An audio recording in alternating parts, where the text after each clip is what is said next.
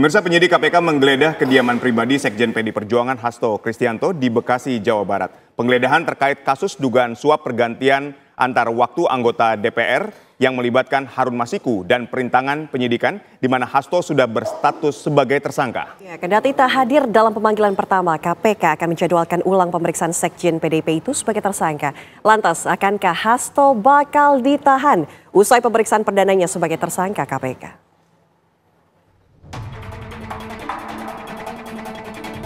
Penyidik Komisi Pemberantasan Korupsi KPK menggeledah kediaman pribadi Sekjen PDI Perjuangan Hasto Kristianto di Bekasi, Jawa Barat pada Selasa sore.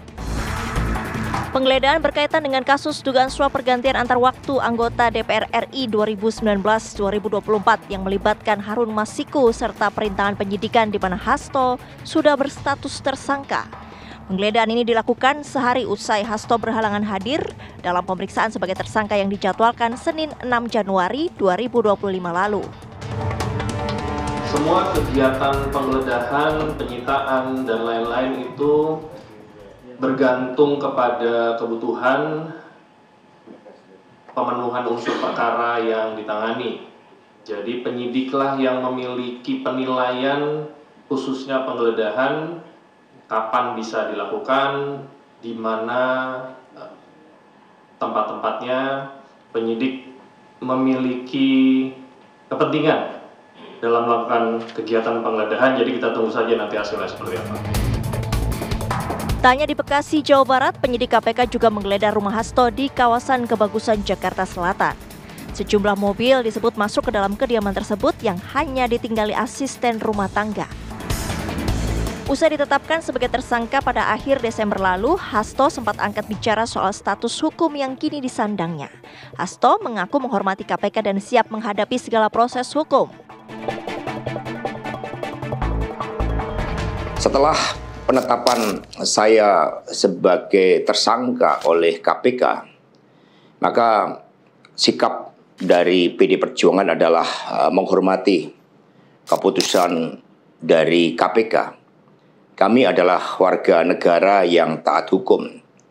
PD Perjuangan adalah partai yang menjunjung tinggi supremasi hukum. Saya sudah memahami berbagai resiko yang akan saya hadapi. Hasto sedianya diperiksa oleh KPK kali pertama sebagai tersangka pada Senin kemarin. Kendati demikian, pihaknya berhalangan hadir dan meminta KPK menjadwalkan ulang usai acara puncak HUT PDI Perjuangan pada 10 Januari 2025 mendatang.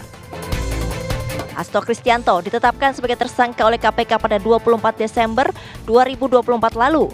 Dalam rilis penetapan tersangka, KPK turut menjabarkan soal rentetan peristiwa sebelum Hasto diperiksa sebagai saksi pada Juni 2024. Bahwa pada tanggal 6 Juni 2024, sebelum Saudara HK diperiksa sebagai saksi oleh KPK, Saudara HK memerintahkan kepada salah satu pegawainya untuk menenggelamkan HP yang dalam penguasaan pegawai tersebut agar tidak ditemukan oleh KPK. Saudara HK mengumpulkan beberapa saksi terkait dengan perkara HM dan mengarahkan, memberikan doktrin, memberikan penekanan agar saksi tidak memberikan keterangan yang sebenarnya, tidak melebar, dan tidak memberikan keterangan yang memojokkan kepada yang bersangkutan. Lantas, kapankah KPK bakal memeriksa Hasto sebagai tersangka? Akankah Komisi Anti Rasuah juga bakal melakukan penahanan usai pemeriksaan perdana? Tim TV One mengabarkan.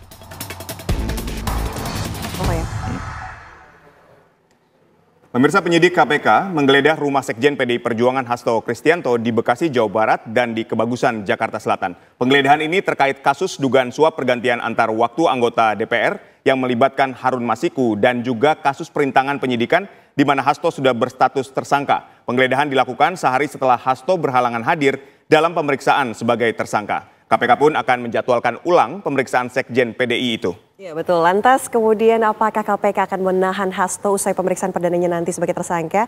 Untuk membahasnya pemirsa, kami ajak Anda bergabung bersama dengan mantan penyidik KPK Mas Yudi Purnomo. Apa kabar? Alhamdulillah baik, Mbak. Sehat ya, dan juga sudah bergabung sama kami Prof Hipnu. Apa kabar? Sehat? Alhamdulillah baik, Mbak. Alhamdulillah. Ini menarik sekali ya dialog hari ini yang kemudian dari kasus Harun Masiku yang masih buron sampai saat ini. Nanti juga kita akan hadirkan juru bicara dari PDI Perjuangan, Mas Aryo Seno Bagaskoro. Kami pertama mau ke Mas Yudi terlebih dahulu. Mas Yudi, kalau kita lihat sudah ditersangkakan 2 sprindik loh ini, obstruction of justice dan juga suap begitu. Kemudian dilakukan terakhir itu dilakukan penggeledahan rumah. Nah, Anda melihat maksudnya itu seperti apa? Ini kenapa setelah ditersangkakan kemudian dilakukan penggeledahan? Ya, saya pikir KPK memahami ya apa yang terjadi di publik, bahwa publik ingin kasus ini segera dilimpahkan ke pengadilan. Sehingga kemudian penyidik KPK melakukan tanda kutip sprint lah terhadap kasus ini. Dimulai dari pemanggilan Pak Hasto sebagai tersangka, tapi kemudian kan beliau tidak bisa hadir, meminta ditunda minggu depan seperti itu dan dipenuhi oleh penyidik. Kemudian terkait dengan penggeledahan, ya memang tentu akan banyak pertanyaan. Kenapa digeledah gitu kan? Padahal katanya sudah menemukan alat bukti gitu kan ketika menentukan tersangka. Ya kita kan harus fair gitu ya. Bahwa hal ada yang berbeda ketika melakukan penggeledahan setelah penyidikan gitu ya. Bahwa bukti di dalam pos penetapan tersangka kan 2 alat bukti yang cukup, ya kan? Nah, tetapi penyidik kan tentu tidak ingin terpaku hanya 2 alat bukti yang cukup. Ya, mereka ingin apa yang ingin dapatkan dari penggeledahan? Pertama, untuk menambah barang bukti yang dimiliki. Ya, kemudian yang kedua, ingin memperkuat alat-alat bukti yang dipunya. Kemudian yang ketiga, ya tentu kasus ini kan berkembang. Ya, mungkin ada penyidik ingin ada pengembangan sehingga harus menggeledah rumah yang menjadi tempat kediaman Pak Hasto. Kemudian juga bisa jadi kan penyidik juga ingin mengetahui di mana sih keberadaan Pak Hasto, ya kan? Karena yang digeledah kan rumah kediaman. Ya, ternyata kan Pak Hasto tidak ada di situ gitu ada ya. Di Jakarta. Tidak ada di Jakarta atau di mana, tidak ada di situlah. Atau juga penyidik ya sambil menggeledah juga memberikan surat penjadwalan. Ya kan sekalian. Jadi memang banyak hal yang bisa dilakukan ketika penggeledahan ya dari sisi prosedur hukum maupun teknis. Namun itu kan sekali lagi merupakan kewenangan dari penyidik KPK bahwa mereka ingin konstruksi perkara ini benar-benar lengkap ya, yang kemudian bisa segera dilimpahkan ke pengadilan. Seperti itu. Baik, ini jika sudah seperti ini, apakah akan langsung ada penahanan yang dilakukan? Ya, berdasarkan pengalaman saya, bahwa penyidik kan memanggil tersangka itu ketika alat bukti mereka sudah cukup gitu ya, sudah banyak. Kemudian mereka melihat kan ada 2 syarat subjektif gitu ya. Pertama, ancamannya di atas 5 tahun, korupsi semuanya di atas 5 tahun. Kemudian yang kedua, alasan subjektif ya, apakah diduga akan melarikan diri, menghilangkan barang bukti ataupun mengulangi perbuatannya. Jadi tapi kalau dari sisi teknis ya, ketika seorang penyidik memanggil seorang tersangka, saya melihat bahwa penyidik sudah berkeyakinan bahwa mereka akan segera melimpahkan, karena ketika menahan mereka hanya punya waktu ya 2 bulan ya, kalau misalnya untuk memberi suap itu kalau 2 bulan gitu ya. Mereka harus sprint gitu ya, terkait kalau enggak akan bebas gitu kan, dan KPK nggak pernah sejarahnya melepaskan ya tahanan gitu kan, seperti itu. Jadi saya lihat penyidik sudah yakin bahwa ketika nanti bisa melakukan penahanan, mereka dalam waktu 2 bulan akan menuntaskan perkara tersebut. Jadi ketika penyidik memanggil, saya pikir mereka sudah siap untuk melakukan penahanan. Seperti itu, Mas. Baik, saya ingin ke Mas Seno terlebih dahulu. Mas Seno, ini kan tadi penggeledahan ini dilakukan bertujuan untuk menambah, memperkuat, dan mengembangkan alat bukti. Nah, Anda melihat penggeledahan ini seperti apa, dan apakah PDIP ini sudah menerima di tanggal 13 ini pemanggilan pemeriksaan yang berikutnya terhadap Sekjen PDIP Hasto Kristianto? Oke, terima kasih Mas Adit, Mas Yudi, dan Prof Hipnu. Jadi kalau dari laporan dari tim hukum yang kemarin juga ada salah satu dari tim hukum yang ikut serta mendampingi di dalam proses penggeledahan tersebut di Bekasi, itu dari hasil penggeledahan itu yang ditemukan ada 2 barang bukti tambahan katanya, yaitu satu adalah flash disk dan yang kedua adalah buku notes kecil yang biasanya digunakan oleh staf Pak HK, yaitu Pak Kusnadi. Dan dari pengakuan Pak Kusnadi, buku notes itu isinya adalah catatan-catatan tentang bisnis bawang yang dirintis dengan saudaranya Mas Gus. Kemudian kalau flash disk itu sampai sekarang kita juga tidak tahu isinya apa, bagaimana, dan Pak HK sendiri tidak merasa sampai hari ini pernah menggunakan flash disk tersebut. Nah, apapun itu dengan situasi itu dari 2 barang bukti yang dibawa dari pemeriksaan yang terjadi dan penggeledahan yang terjadi di Bekasi, itu kan hanya kecil sekali barang-barangnya, hanya 2 barang. 1 notes yang kecil, kedua kemudian flash disk. Tetapi kemudian dari kronologi peristiwa penggeledahan itu terjadi durasinya adalah kurang lebih 4 jam dengan 16 orang yang datang ke sana dibawa oleh 6 mobil. Jadi ini besar-besaran dilakukan penggeledahan selama 4 jam dan kemudian keluar dengan membawa 2 barang bukti yang barangnya itu flash disk dan notes. Jadi bukan dokumen, bukan apa, bukan map, bukan yang lain. Flash disk dan notes. Itu yang menjadi catatan. Baik. Maka buat kami hari ini apapun itu kami menghormati kok proses hukum yang terjadi yang dilaksanakan oleh KPK. Selama itu kemudian mengikuti prosedur hukum pidana, tentu kami akan menghormati setinggi-tingginya. Tetapi kan ini menjadi seperti semacam teater hukum yang sedang terjadi. Dan kami merasa bahwa ya ini sebenarnya apa sih gitu. Ini kok seakan-akan kayak korupsi yang pegang korupsi. Kalau tanggal 13 itu betul dipanggil Hasto Kristianto dan akankah hadir? Tanggal 13 pasti hadir. Pasti hadir, saya bisa pastikan pasti hadir. Kenapa? Selama ini pun Pak Hasto kan juga selalu kooperatif kok. Saat dipanggil sebagai statusnya sebagai saksi selalu hadir ke KPK. Dipanggil, datang dengan kuasa hukum dan kemudian memberikan keterangan sesuai yang dibutuhkan. Tanggal 13 juga pasti hadir. Kenapa kok kemarin pemanggilan pertama tidak hadir?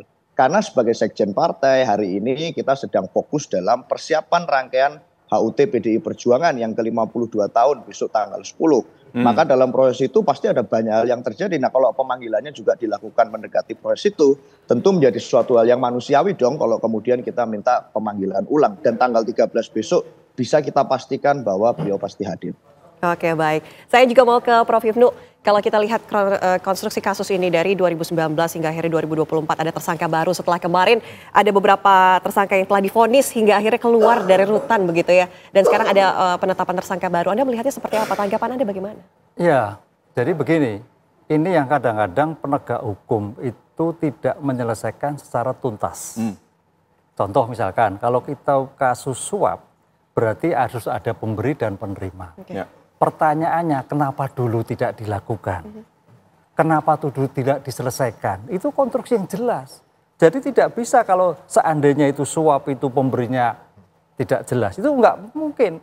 Nggak mungkin. Lah dalam seperti ini, pengalaman seperti ini, penegak hukum itu sebenarnya nggak bisa menunggu-nunggu ataupun menghambat-hambat suatu proses hukum. Kasihan yang bersangkutan. Kasihan. Nah ini akan terlihat. Sehingga yang terjadi ya politisasi. Menjadikan perkara politik, ada kepentingan lain. Enggak bisa. Ini saya kira pengalaman-pengalaman yang harus dijadikan pegang semua penegak hukum ketika ada suatu peristiwa yang jelas diantaranya sebagai equal before the law, ya semua dilaksanakan. Jadi ini kenapa dihidupkan lagi, Prof? Ya utang. Oke. Utang. Karena kita tadi Mas Yudi, apapun yang terjadi bukti sudah cukup, Mbak. Ya. Kan si A sudah terbukti, berarti bukti sudah ada. Pertanyaan kenapa tidak dilakukan? Ini penyelesaian yang buruk dalam suatu perkara. Dalam kriminalistik itu dimungkinkan seperti itu. Jadi ada suatu pohon ilmu, ada suatu bukti itu yang nanti-nanti. Itu yang kadang-kadang tercermin equality before the law. Oh ini ada, ternyata A belum. Jangan dulu, ini bisa juga. Bukti cukup Mbak. Jadi kalau istilah politik, enggak juga. Buktinya ada kok. Cuman tidak terselesaikan secara baik. Faktor apa? Ya, kita tidak tahu ketika itu kenapa seperti itu. Kan gitu kan. Baik, kita juga akan mendalami ya. Kenapa sampai sekarang Hasto Kristianto ini juga tidak ditahan? Saya ingin ke Mas Yudi, tapi nanti dijawabnya usai jeda. Tetaplah bersama kami. Ya, betul, hari ini ada kegiatan penggeledahan yang dilakukan oleh penyidik di rumah saudara HK di daerah Bekasi. Saya sudah memahami berbagai resiko yang akan saya hadapi.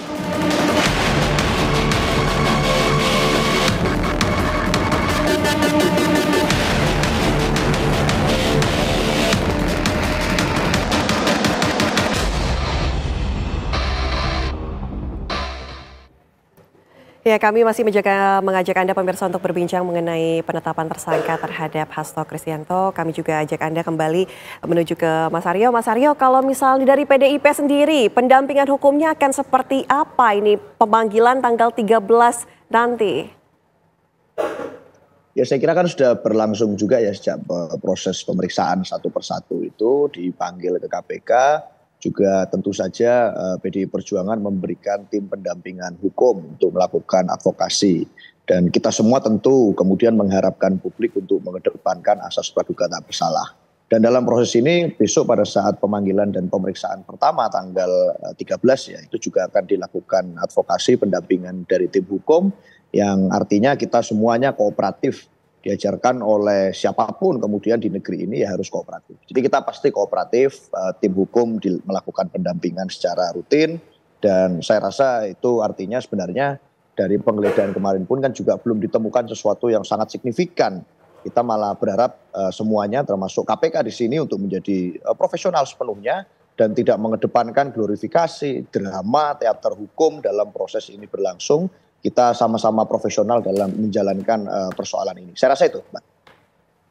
Baik, saya ingin ke Mas Yudi. Mas Yudi tadi kan ada catatan juga dari Mas Seno ya, ketika menyatakan bahwa dalam konteks penggeledahan ini diterjunkan ada 16 orang, kemudian ada 6 mobil, terus hanya mendapatkan satu flash disk dan note kecil. Nah ini berlebihan nih, tadi Mas Seno sempat menyatakan seperti itu. Ini seperti apa mekanisme di penggeledahan di KPK sendiri? Kalau saya melihat kan itu sebuah hal yang biasa di KPK ya. Emang SOP dalam melakukan penggeledahan itu di KPK sangat ketat. Selain diikuti oleh penyidik ya yang mempunyai tanggung jawab dan kewenangan terhadap penggeledahan, juga ada tim-tim supporting. Ya kita tahu KPK mempunyai tim yang namanya digital forensik ya kan, kemudian juga ada tim dokumentasi, termasuk juga tim pengamanan.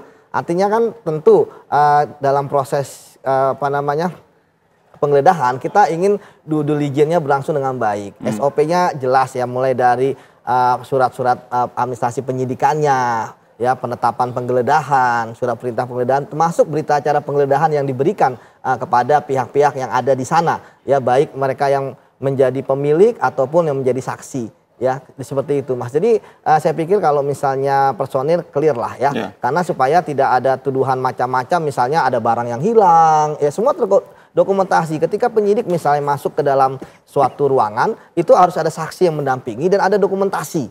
Ya karena memang pernah pengalaman-pengalaman mengatakan wah nanti ada yang hilang gitu kan, uang lah inilah sebagainya, begitu dibuka nggak ada perhiasan dan sebagainya. Jadi saya pikir itu sebuah antisipasi ya, seperti itu. Ya, Mas Yudi, ini kan juga sering kali gini, kalau ketika misalnya dalam pemeriksaan pertama sebagai tersangka terus keluar langsung ditetapkan atau ditahan oleh penyidik KPK. Nah, tanggal 13 besok ini jadi hari pertama nih untuk Pak Hasto Kristianto diperiksa sebagai tersangka. Apakah juga akan dilakukan proses yang sama? Ya tentu kita menyerahkan kepada penyidik ya terkait dengan apakah ditahan atau tidak ditahan. Namun ya berdasarkan pengalaman saya ketika saya menjadi penyidik ya, ketika sudah memanggil tersangka, artinya pemanggilan pertama tentu selain tersangka itu ditanyakan mengenai profilnya dia, tentu akan dikonfirmasi ya terkait dengan apa saja sih yang sudah dimiliki oleh penyidik.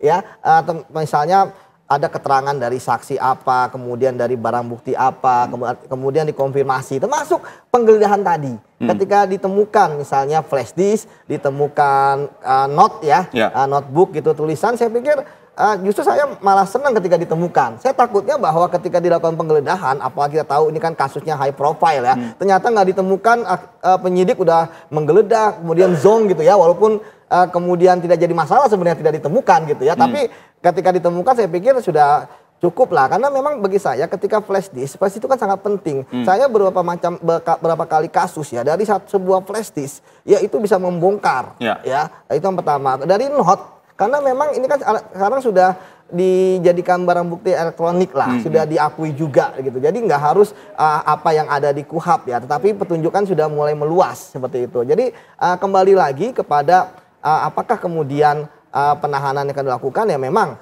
penyidik yang akan menentukan. Tapi ketika kemudian penyidik sudah berani memanggil tersangka, tentu dia bukan hanya memanggil untuk mengkonfirmasi, tentu akan ada tindakan selanjutnya yang dilakukan oleh penyidik. Seperti itu, Mas. Oke, baik. Prof. Hipnu, ini yang akan kemudian didalami oleh KPK berkaitan dengan ketersangkaan dari Hasto Kristianto. Ini bagian mana? Kan ada 2 sprindik ya, suap dan juga obstruction of justice, penghalangan penyidikan. Ini yang mana yang kemudian akan lebih ditarik begitu? Kalau menurut saya, anatomi yang kasus sebagai simbol utama itu adalah Harun Masiku. Harun Masiku. Makanya Harun Masiku itu adalah sebagai pidana primer. Ya. Kalau kita lihat kasus-kasus yang telah terjadi, kita pelajari. Ketika ada suatu kasus obstruction of justice, itu biasanya beriringan. Pidana pokok, pidana sekunder. Ya. Ini tidak. Ini pidana pokoknya belum ketemu, adalah kemudian sekundernya, Pak Hasto. Tapi tidak salah, itu bagian dari taktik pengungkapan suatu perkara. Taktik pengungkapan perkara. Siapa tahu dari pengungkapan Pak Hasto ini mendapatkan suatu bukti-bukti. Sekarang pertanyaannya begini nanti, perdebatannya. Apakah Pak Hasto mampu mengungkap ataukah tidak? Kuncinya Pak Hasto. Nilainya lebih besar mana nanti? Berani nggak Harun Masiku untuk membuka itu bisa memberikan keterangan selamanya? Ini pilihan nanti. Kalau memang Pak Hasto pasang badan, berarti nggak ketemu. Tapi kalau membuka, resikonya berarti mundur semua. Tapi idealnya dari aspek hukum itu politik ya. Aspek hukum adalah ketemu. Akan sia-sia ketika obstruction terbukti, tapi pidana utamanya tidak terpenuhi. Begitu. Ini yang terjadi. Ini baru sekali ini kalau kita lihat kasus-kasus yang ada obstruction. Jadi pidana ini sekunder dulu yang ditangkap, iya. Kemudian baru utamanya. Iya.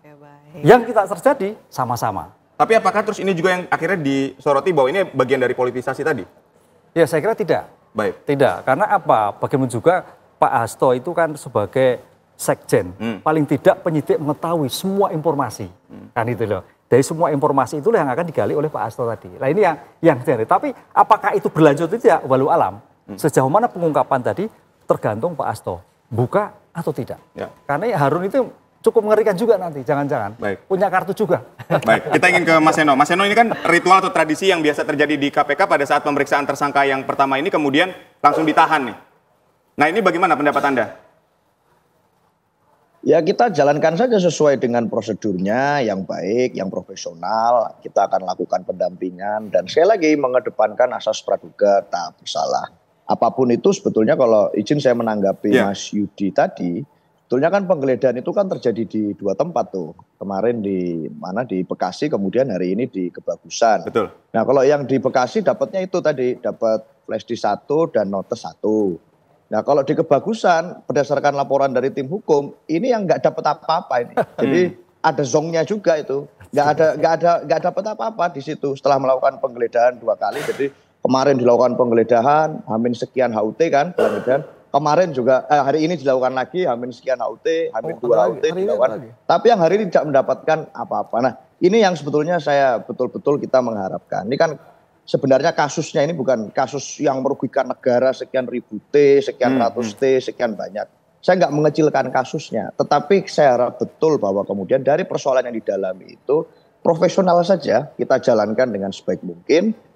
Dari kami juga memberikan tim pendampingan hukum kepada Pak Hasto. Pak Hasto juga selama ini dari rekam jejaknya juga selalu hadir pada saat dipanggil. Sehingga tentu saja kami mengharapkan jangan kita adakan teater hukum di sini gitu. Ini kita jalankan profesional saja. Baik. Terima kasih ya Mas Seno. Ini sudah bergabung bersama kami di Kabar Petang. Prof. Hipnu dan juga Mas Yudi, terima kasih sudah bergabung. Ini kita tunggu bagaimana nanti ketetapannya setelah mungkin tanggal 13 ya kita bisa lihat.